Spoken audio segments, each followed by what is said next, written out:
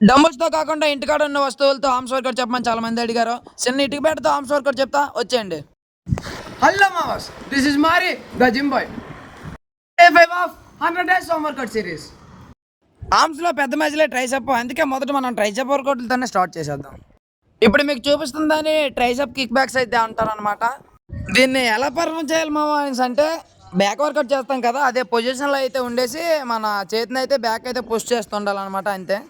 Tricep తర్వాత bicep. ఈరోజు చూపించే ఈ వేరియేషన్స్ని బైసెప్ కర్ల్స్ అయితే అంటారు మామ. చూడండి వీడియోలో చూపిస్తున్నట్టు పర్ఫెక్ట్గా చేస్తే మీకు కూడా బైసెప్ అయితే బిల్డ్ అవుతుంది అనమాట.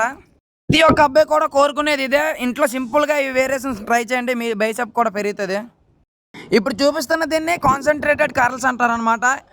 ఆ పేరులోనే అర్థమైపోవాలి మీకు దీనికి ఈ పేరు ఎందుకు వచ్చింది అనేది.